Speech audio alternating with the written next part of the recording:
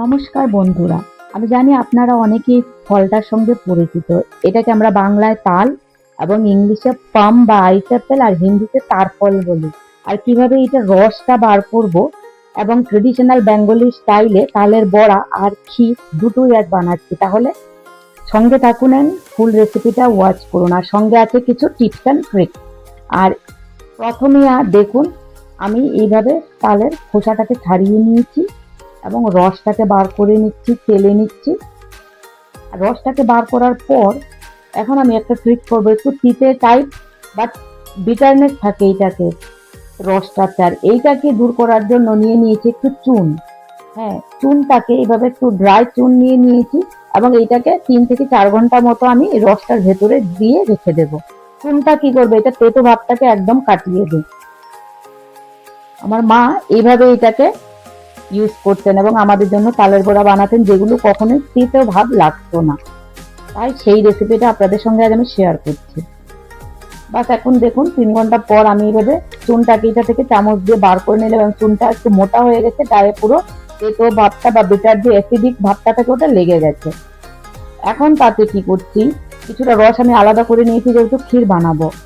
আর বাকি রসটার মধ্যে দিয়ে দিয়েছি 1/2 কাপ মতো সুজি, 1/2 কাপ মতো ময়দা, আর দিচ্ছি 1/2 কাপ চিনি, দিয়ে একটু মিক্স করে নিলাম। আর এখন আমি তাতে অ্যাড করছি 1/2 কাপ মতো ডেসিকেটেড কোকোনাট। আর আপনারা চাইলে ফ্রেশ নারিকেলও তাতে ইউজ করতে পারেন।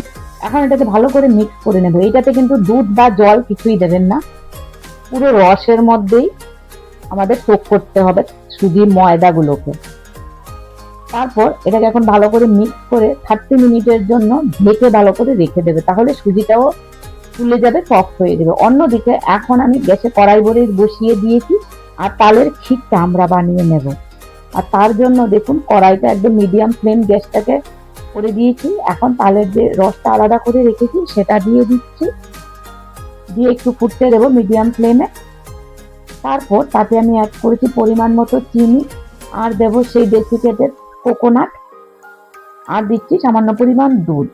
দুধটা কিন্তু অপশনাল, আপনারা চাইলে পুরো রসেও বানাতে পারেন। বাস এইভাবে দিয়ে এটাকে এখন বয়েল হতে দিতে হবে 5 থেকে 7 মিনিট। আর একটু ভালো করে মিক্স করে নাড়াচাড়া করে দেবেন। তারপরে এটা একদম রেডি সার্ভ করার জন্য। অন্যদিকে আমি আবার কড়াই বসিয়ে দিয়েছি, এখন তাতে দেবো তেল বড়াটা ভেজে নেওয়ার জন্য।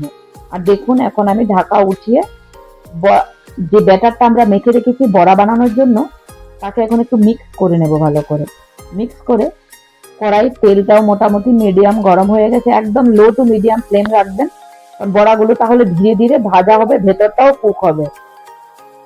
ব্যাস এভাবে একটার পর একটা বড়া দিয়ে মিডিয়াম টু লো ফ্লেমে ধীরে ধীরে আমাদেরকে এগুলোকে কালার চেঞ্জ হওয়া অব্দি ভাজতে হবে। তারপর এক সাইড হয়ে গেলে উল্টে পাল্টে আমরা ওগুলোকে একটু লাল কালার হওয়া অব্দি পারফেক্টলি ভেজে নেব।